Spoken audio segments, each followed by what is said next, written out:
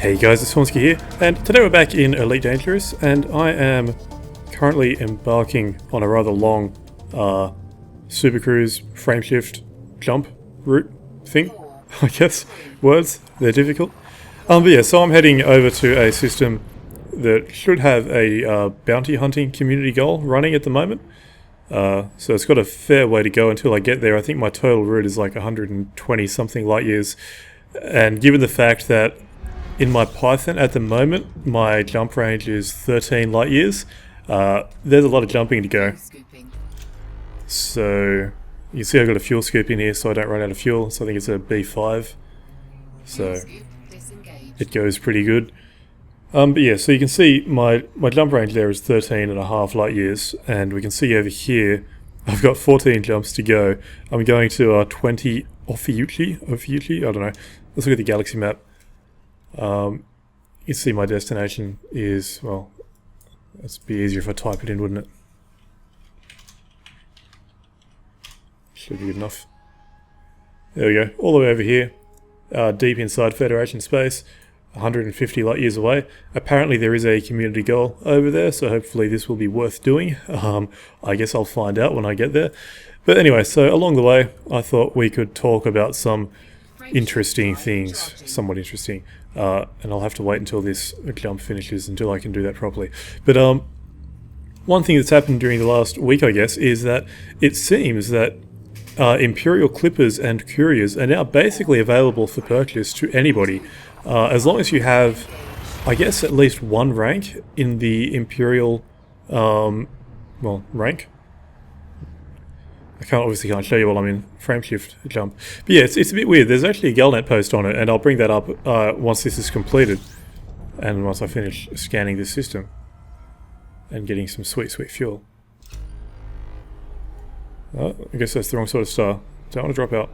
Okay, let's bring up the Galnet.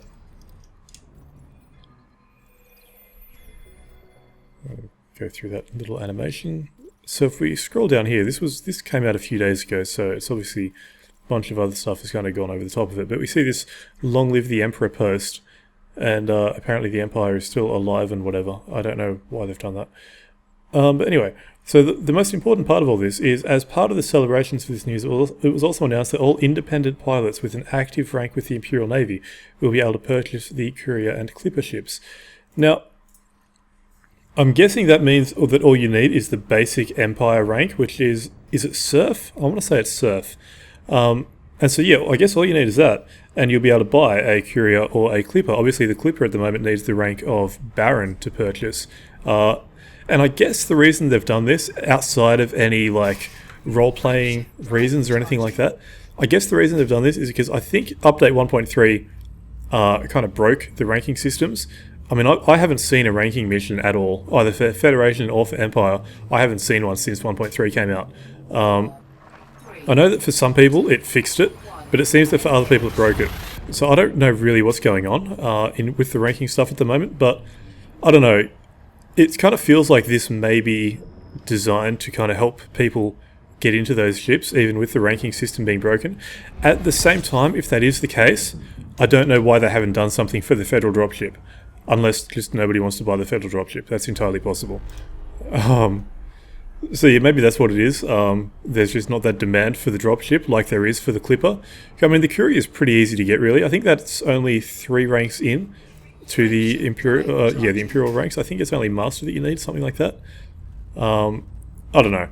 But anyway, the upshot of it is that for some period of time, as you can see, there was no kind of date or anything saying when this stuff ends, when this offer ends, but for a while at least, the Clipper and the Courier are available to buy without having a lot of Imperial rank, which is pretty cool. The Clipper's a really good ship. I really like that ship. The Courier, I've never really spent a lot of time in it. I mean, I did a bit of playing around with it during the Power Play beta, but I haven't done a whole lot with it. But the Clipper, definitely, I really like that ship, so if you've got the credits for it, it's probably worth looking into. And hopefully one of these stars that I'm jumping to, I'm actually going to be able to eat some fuel.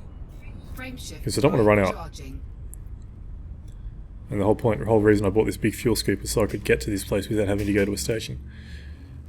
But yeah, anyway, so what else? What else? That is a good question. These community goals that we're going to actually are kind of interesting. From what I've been reading on the forums, it seems that these ones don't have any tiers. I think there's a few of them running at the moment, and they don't have any tiers. They're basically pass or fail, which is kind of interesting. I guess it means that there's a couple of weird things about it with the way that community goals are done. Because you don't reach the first tier, like you don't get told what the rewards will be until you reach the first tier, you don't know what your rewards are going to be at all with these ones, because obviously they've only got one tier, and as I said, you don't know what the rewards are until you hit that tier.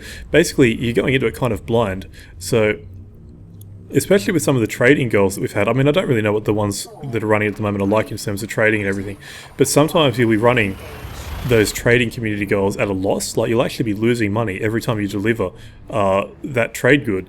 And I guess, you know, the reason you do it is because you get a decent bonus at the end of it. Now, when you don't know what the bonus is, that might make it a little bit more difficult. Come on, give me something I can scoop from. Can I actually scoop from these? No. Okay. Well, I've got enough fuel for a few more jumps. But yeah, so when you don't know what the reward's going to be for the community goal, I mean, the whole reason people do community goals is for the rewards. When you don't know what that reward is going to be, it makes it a little bit difficult to kind of choose to participate in the goal, I guess. It's a little bit different with combat ones, because you either get the combat zone rewards or you get the bounty vouchers or whatever anyway. But with trading ones, when you're running that risk of losing money every time you make a delivery, I guess it's a little bit more of a tough sell, I guess. Yeah, so that's one thing about it. And of course, the other thing is, if you don't reach that first tier, then you don't get anything at all. And I should be able to fill up from this star. Yay! I might be here for a little bit. But yeah, don't get too close. But so if it doesn't reach that first tier, then you get no rewards at all, basically, except for, obviously, the bounty vouchers that you collected or whatever. So, yeah, that's kind of difficult, I guess. From what I can tell, these community goals at the moment don't have a whole lot of people flocking to them. Probably for those reasons, and also power play seems to have had a bit of an impact on how people participate in community goals. So I think for the people who are still playing power play, they're obviously sticking to kind of one area of space, and these community goals tend to be spread out all over the place. So that seems to have had an effect on the number of people doing community goals and that sort of thing. Yeah, it is what it is, I suppose. And we are slowly filling up. The Clipper doesn't have... Python. The Python doesn't have a huge fuel tank. It's big enough, but once you've got a pretty big fuel scoop like I've got at the moment, it doesn't take too long to fill it up, which is good. And of course, the good thing is I can just get to wherever I'm going and sell the fuel scoop. There we go. I can just sell the fuel scoop for the same amount that I paid for it, which is always nice. I mean, if I'd wanted to be more efficient about this whole trip that I'm doing, I would have sold all the heavy components out of the ship and then rebought them at my destination. The problem is I don't really know anything about the destination, like where I'm going. And so when you do that, you sell the stuff and you try to buy it again once you're wherever you're going. That makes sense when you know what you're going to find, like when you know what the stations are like at that place, and you know that you'll be able to find all those components. It makes sense to sell them all and then buy them once you finish your jumps. But when you're going blind, like I am, I mean, I've got no idea what this system's going to be like. It could be that it'll be a huge high-tech system with everything available for... I can't speak. It could be something where everything is available for purchase, or it could be some really crappy like agricultural system that doesn't have anything at all. So given that a combat loadout for a Python takes some pretty big components, I don't want to run the risk of getting to wherever I'm going and not being able to buy any of them, basically. But the downside of that is that I've only got my 13.5 light year jump range. So it's all about compromises, I guess.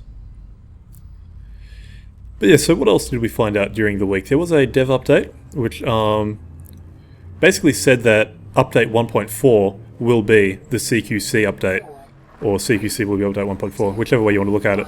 Apparently, we should be getting it on PC weeks after it goes live on Xbox instead of months, so I guess that's something. But it also means that for everybody who has no interest at all in CQC, we'll probably have to be waiting till update 1.5 to see what the next big thing will be. So make of that what you will. But yeah, still no idea when it's going to happen, I don't think.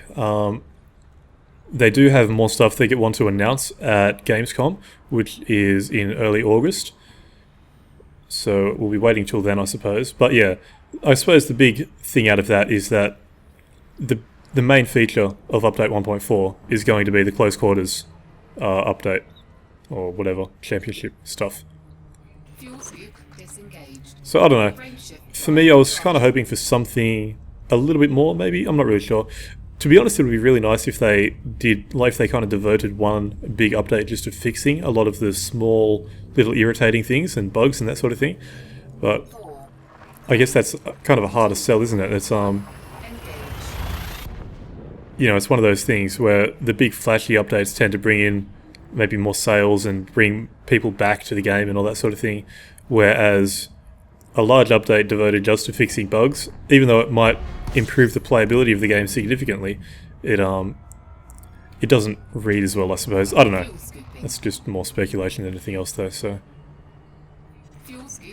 anyway, it's if you are interested in CQC, obviously it's good news that it'll be a few weeks after Xbox instead of a few months, because we did, I think a lot of people, myself included, expected that it would take months after it came out on Xbox rather than weeks. So hopefully they'll be able to stick with that time frame.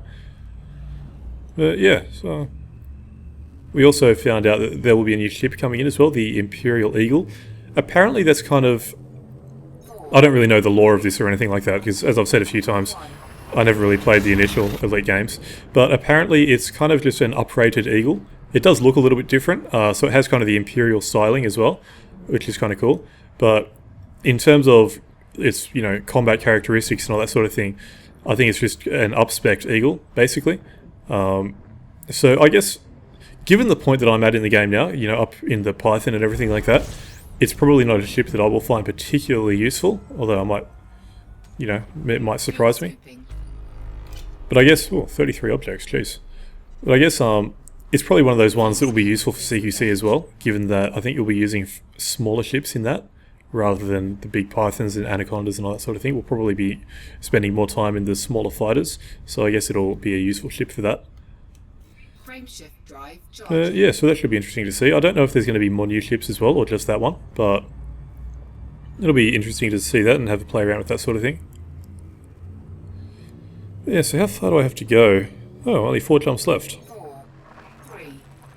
Hasn't taken as long as I thought it would. So I guess we'll make it to this system before I end the video, and we'll see what there is to see. Although I have run out of things to talk about, so I guess I'll just edit through until I reach my destination. Okay, so we are approaching this starport. It took about 3,800 light seconds worth of travel to get here, but we're finally here.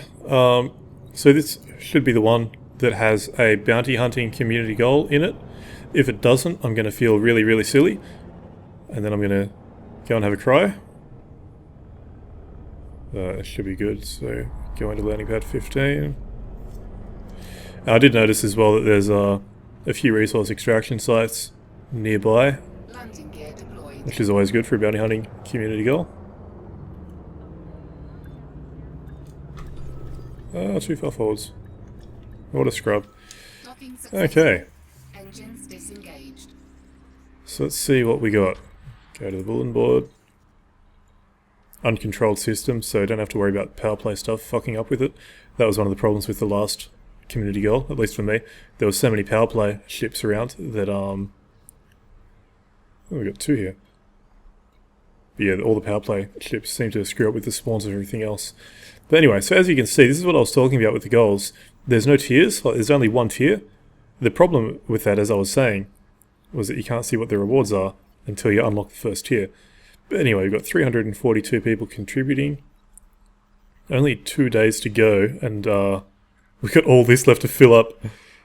I don't think this one's going to go too well. But anyway. So, yeah. Combat pilots to protect workers. I'm guessing that's just handing in bounty vouchers. Yeah, it is. Cool. Sign up. That wasn't the sign up button. There we go. So what's this medical one as well? This must be delivering medical resources. Yeah, it is. It seems to be having exactly the same problem. Single tier community goal and very little progress with 2 days to go. 2 days and 8 hours. But, well, anyway. I guess I'll end this one here though. I didn't really intend when I started the day to do a video entirely about jumping through frameshift drive things. But anyway, that's what we've got. But yeah, so I think I'll end this one here. So until next time, I've been Vornskyr. Hope you enjoyed the video and thanks for watching.